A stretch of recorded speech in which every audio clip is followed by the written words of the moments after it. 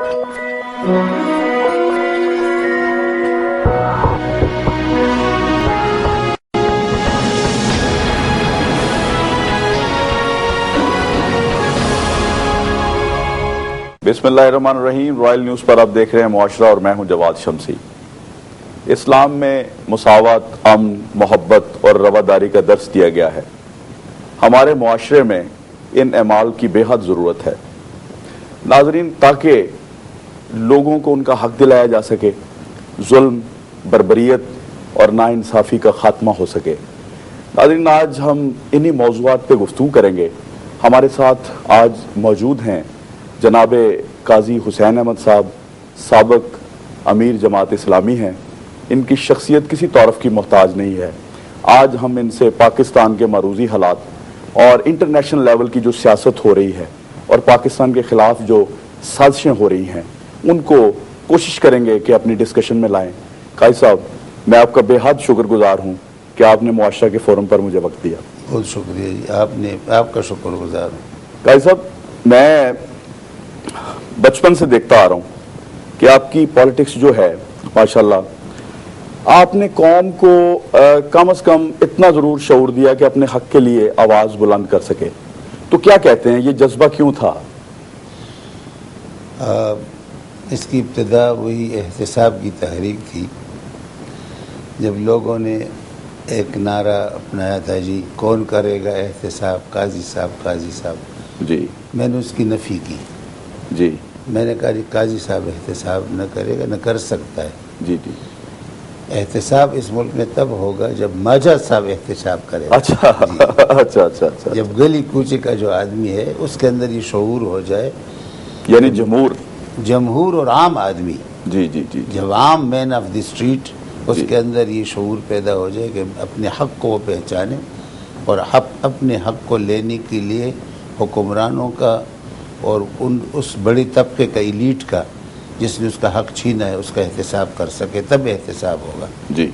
तो मैंने ये तहरीक आम कर दी जी, और मैंने ये कोशिश की कि आम आदमी के अंदर ये शऊर पैदा हो जाए कि वो अपना हक वो तलब कर सके, छीन सके, उसके लिए स्ट्रगल कर सके और आवाज़ बुलंद कर सके। तो ये मेरी आरजू थी और है, और इस वक्त तक मेरा ख्याल नहीं है कि लोगों के अंदर ये शऊर उस हद तक पुख्ता हो गया है जिस हद तक इसकी ज़रूरत है। अभी तक वो इस्तेहसाली तबका लोगों के ऊपर मुसल्लत है और लोग उनसे जान छुड़ाने की ख्वाहिश रखते हैं, लेकिन उसके लिए कदम नहीं बढ़ाते। लेकिन काजी साहब, क्या आप समझते हैं कि जो PIA में जो लोगों ने अपने हक के लिए जो स्ट्राइक की और उन्होंने अपना हक लिया, तो क्या समझते हैं ये उसी मतलब जो आपकी तरबियत जो चली आ रही थी एजिटेशन के हवाले से, पॉलिटिक्स या लोगों को आवाज़ बुलंद करने का जो तरीका आपकी तरफ से दिखाया गया, मंजरनामा जो, तो क्या समझते हैं कि ये उसी की एक शाखसाना था? वो जो तरीका है वो उस वक्त मैं उसको कामयाब कहूँगा जब ये क़यादत तब्दील हो जाएगी। जी जी। जब उन लोगों के हाथ से बागडोर वापस ले ली जाएगी और आवाम के हकीकी नुमाइंदों के हाथ में आ जाएगी। अभी तक इस्टेब्लिशमेंट की हुकूमत है पाकिस्तान। आप ये समझते हैं कि अभी अवामी नुमाइंदे जो हैं, जिन्हें इस्टेब्लिशमेंट की हुकूमत है, जो सिविल एंड मिलिट्री ब्यूरोक्रेसी असल इख्तियार उनके पास है, और ये जो सियासी लोग हैं ये अपने मतलब के जो सियासी लोग होते हैं वो उनको अदल बदल तब्दील करते रहते हैं। यानी ये आप कहना चाह रहे हैं कि जी इस्टेब्लिशमेंट इस वक्त ताकतवर है और अब आपके जो सियासी लोग हैं उनके हाथों में कठपुतली है। मुझे सियासी लोग वही लोग उनके साथ हैं और उन्हीं लोगों को वो असल इख्तिदार इस्टेब्लिशमेंट के पास है, उन्हीं सियासी लोगों कठपुतलियों को वो इस्तेमाल करते हैं जो उनके मतलब के हों। अच्छा, आप इस वक्त पाकिस्तान को आलमी मंजरनामे में कहाँ देखते हैं? पाकिस्तान तो सॉवरेन मुल्क नहीं है, एक खुद मुख्तार मुल्क नहीं है। ये तो अमेरिका की एक बाजगुजार रियासत है और ये अपनी पॉलिसियाँ अपनी मसलहत के लिए नहीं बना सकता। इनको पॉलिसियाँ बनाने का इख्तियार हासिल नहीं है, इनको बनी बनाई पॉलिसियाँ मिलती हैं और ये अमेरिका के हाथ में बिल्कुल फंसा हुआ है اور اس وقت جو پالیسیاں اس کی ہیں وہ خود پاکستان کے خلاف ہیں، اس کے مفاد کے خلاف ہیں۔ کافی عرصے تک پاکستان کی حکومت کم از کم یہ کوشش کرتی تھی کہ ہندوستان کے مقابلے میں وہ اپنا طاقت کا توازن بھی برقرار رکھ سکیں اور ان کی یعنی ذیلی ریاست یا ان کی ایک ماتحت ریاست بننے سے اپنے آپ کو بچائے۔ اب وہ بھی نہیں ہے، اب یہ انڈیا کی بھی ایک ماتحت ریاست بننے کے لیے تیار ہے اور ان کے ساتھ بھی مقابلہ کرنے کے لیے آمادہ نہیں ہے۔ اور یہ جو اس کی اس وقت پالیسی ہے، افغان پالیسی، اس کہ یہ امریکہ کا بالکل ہی ایک بے مزد ایک مزدور بن گیا ہے، یعنی ہماری فوج ان کے مطلب کے لیے، ان کی مصلحت کے لیے استعمال۔ یعنی آپ یہ کہنا چاہ رہے ہیں کہ ان کی ڈکٹیشن لے کے یہ سارا کچھ کر رہے ہیں۔ اب یہ افغانستان میں جو بھی پالیسی چل رہی ہے اس کا پورا فائدہ ہندوستان کو پہنچ رہا ہے، انڈیا کو پلس امریکہ، یعنی امریکہ کا کوئی مفاد اس میں نہیں۔ امریکہ یہ کوشش کر رہا ہے کہ انڈیا کو افغانستان میں وہ مراد دے کہ وہ یعنی ہماری اس طرف بھی انڈیا اور ہمارے اس طرف بھی انڈیا کی زیر اثر ایک حکومت ہو جائے۔ یعنی یہاں وہاں پہ جتنی کنسٹرکشن کمپنیاں ہیں، جتنی کنسٹرکشن ہو رہی ہے، ساری انڈین جو بڑے، یعنی انڈیا کو نوازا جا رہا ہے اس وقت امریکہ کی طرف سے، جی امریکہ کی طرف، ہر حوالے سے، یہ آپ سمجھتے ہیں ہر حوالے سے، یعنی افغانستان میں انڈیا کی بڑی پینیٹریشن ہو گئی ہے اور یہ ہمارے لیے بہت خطرناک ہے۔ یعنی 20 سال تک ہم نے قربانیاں دی اور ان لوگوں کو یعنی ایک قسم کا افغانستان جو ہے وہ امریکہ کو پاکستان نے دے دیا، پاکستان کی پالیسیوں نے دے دیا، جو اس وقت پاکستان کی پالیسی نے امریکہ کو دے دیا، امریکہ نے ہندوستان کو دے دیا۔ یعنی یہ ٹرانسفر ہو گیا انڈیا کی طرف۔ جی امریکہ نے اپنے مقاصد کے لیے ہندوستان کو زیادہ بہتر اور زیادہ مفید اور کارآمد سمجھا۔ فوج پاکستان کی لڑ رہی ہے اور پریفرنس ان کو مل رہی ہے، وہاں اندر جو ہے پینیٹریشن ہے، وہاں کے اداروں میں، وہاں کے تجارتوں میں، وہاں کے وہ انڈیا کو مل رہی۔ اچھا قاضی صاحب، آپ کی جماعت کی واضح پالیسی ہے اینٹی امریکن پالیسی، اور پاکستان کے لوگوں میں 80% یہ رجحان ہے مخالفت کا، لیکن آپ کا ووٹ بینک نہیں بڑھ سکا، اس کی کیا وجہ؟ ویسے جی اینٹی امریکن پالیسی نہیں ہے، اس کو ذرا میں تبدیل کروں گا اصطلاح کو۔ جی جی، یعنی ہم امریکہ کے مخالف نہیں ہیں، نہ امریکی قوم کے مخالف ہیں جی، یا ہم امریکی حکومت اور امریکی ایڈمنسٹریشن کی پالیسیوں کے مخالف ہیں۔ جو پالیسیاں انہوں نے اپنائی ہوئی ہیں وہ استحصال کی، ظلم کی، ہجمنی کی، دوسروں پر اپنی بالادستی قائم کرنے کی پالیسیاں ہیں، ہم اس کے مخالف ہیں۔ ہم ان کو مشورہ دیتے ہیں کہ اگر تم دنیا میں اپنا حقیقی ایک مقام حاصل کرنا چاہتے ہو، وہ ہجمنسٹک پالیسیوں سے اور اپنی مرضی دوسروں پر مسلط کرنے کے نتیجے میں وہ ذریعے سے نہیں حاصل کر سکتے وہ مقام۔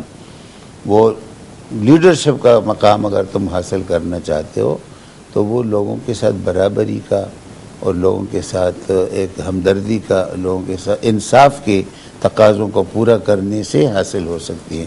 یہ نہیں ہو سکتا کہ تم عالم عرب کے اوپر اسرائیل کو مسلط کر دو، جنوبی ایشیا پر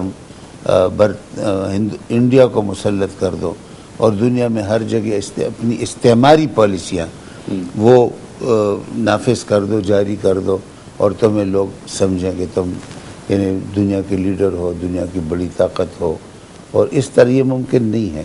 یعنی یونی پولر ورلڈ کا جو ان کا تصور ہے کہ دنیا میں جو نیا نظام، نیو ورلڈ آرڈر بنے گا وہ امریکہ کی مرضی کا چلے گا، یہ کامیاب نہیں ہو سکتا۔ اس لیے کہ بالکل چھوٹی سی جو قوم ہے وہ بھی جب اس میں آزادی کا جذبہ بیدار ہو جائے تو اس کو کوئی زبردستی اس جس کا مظاہرہ ابھی تیونس میں آپ نے دیکھا، نہیں کشمیر میں، افغانستان میں، عراق میں، جی، یعنی یہ بڑی ہندوستان ایک بڑی طاقت ہے کشمیریوں کے مقابلے میں، کشمیریوں کو زیر نہیں کر سکا ہے، اور امریکہ جو ہے وہ عراق میں اپنے مفادات اور اپنی مصلحتیں حاصل نہیں کر سکا ہے۔ اسی طرح یہ افغانستان میں امریکہ کو 10 سال ہو گئے ہیں وہاں پہ لڑتے ہوئے، وہ مقاصد حاصل نہیں کر سکا ہے، نہیں کر سکتی ہے۔ قاضی صاحب، یہ ڈومینیٹ کرنے کی کوشش کی جا رہی جو پاکستان کو ہر حوالے سے گھیرا جا رہا ہے، آپ کیا سمجھتے ہیں کہ پرویز مشرف اور زرداری جو حکومت ہے ان کے درمیان کوئی ان بٹوین ڈفرنس آپ کوئی دیکھتے ہیں، کوئی فرق آیا ہے؟ فرق تو یہ ہے کہ پرویز مشرف تو ایک ڈکٹیٹر تھا، جی، ایک فوجی ڈکٹیٹر تھا، جی جی، اور زرداری کی پالیسیوں میں تو فرق نہیں ہے، پالیسیاں تو وہی چل رہی ہیں، لیکن زرداری کو لوگ دیکھتے ہیں دسترخوان پارٹی، کہ سب لوگوں کو کہتے ہیں آؤ تم بھی کھاؤ، مل جل کر کھائیں، کہ مسلم لیگ نون بھی آئے اور چھوٹی پارٹیاں بھی آئیں، بڑی پارٹیاں بھی آئیں، جو بھی احتجاج کی بجائے اور اپوزیشن کی بجائے سب کو حکومت میں اندر آؤ دسترخوان پر بیٹھو تو تم بھی کھاؤ، ہمیں بھی کھانے دو، ہمیں بھی کھانے دو۔ یعنی یہ پالیسیاں ہیں، اس طرح سے ملک کے اندر کی پالیسیاں اس طرح سے چلا رہے ہیں کہ وہ آواز بلند نہ ہو سکے اس کی، وہ ان پالیسیوں کے خلاف۔ جو پرویز مشرف کی پالیسیاں ہیں وہ تسلسل کے ساتھ ان کا جاری ہیں، اس کے خلاف کوئی مؤثر آواز نہیں ہے۔ یعنی اس وقت آپ سمجھتے ہیں کہ پاکستانی گورنمنٹ وہی امریکن پالیسی جو امریکن پالیسی پرویز مشرف کے دور میں تھی اسی کو کنٹینیو کی ہوئی؟ جی بالکل، پوری اسمبلی میں کوئی طاقت، کوئی آواز ایسی نہیں ہے جو اس پالیسی کے خلاف مؤثر آواز اٹھ سکے۔ تو کیا اسمبلی اس وقت ربر اسٹمپ ہے؟ نہیں، ربر اسٹمپ نہیں، کھا رہے ہیں سب لوگ مل جل کر۔ اچھا جی ہاں۔ تو قائد صاحب مجھے تشویش ہے کہ ریمنڈ کا واقعہ ہوتا ہے لاہور میں، آپ کے سامنے، یعنی وہ دو بندوں کو ہٹ کرتا ہے، دوسرے کو ان کی گاڑی کر دیتی ہے، چوتھی بچی یہاں پہ پاکستان کی بیٹی خودکشی کر لیتی ہے، امریکن اس کا ساتھ نہیں چھوڑتے۔ یہ ہماری ذہنیت ہے، یہ آگے دیکھیے کہ ہمارے کھلاڑیوں کے اوپر الزام لگتا ہے۔ یہ ایک بڑا عجیب میں سوال آپ سے کر رہا ہوں، جوئے کا ان کے خلاف کوئی ثبوت بھی نہیں ہے، امریکنز اپنے بندے کو اکیلا نہیں چھوڑتے اور ہم نے اپنے کھلاڑیوں کو بھی اکیلا چھوڑ دیا۔ ویسے امریکہ کوئی اچھی مثال قائم نہیں کر رہا ہے، تو بے حیائی ہے، ڈٹائی ہے، بے حیائی ہے۔ یعنی ایک آدمی نے سر عام قتل کیا ہے اور امریکہ ان کی حمایت میں کھڑا ہے اور اپنے آپ کو بڑی طاقت سمجھتا ہے اور بڑی طاقت کہتا بھی ہے کہ میں ساری دنیا کا لیڈر ہوں، میرا نظام چلے گا، اور نظام وہ یہ قائم کرنا چاہتا ہے کہ جو قاتل ہے اس قاتل کا ساتھ دیتا ہے۔ یہاں بریک کا وقت ہے اور ہم لیتے ہیں ایک بریک۔ ناظرین ایک بریک ہے، بریک کے بعد واپس آتے ہیں۔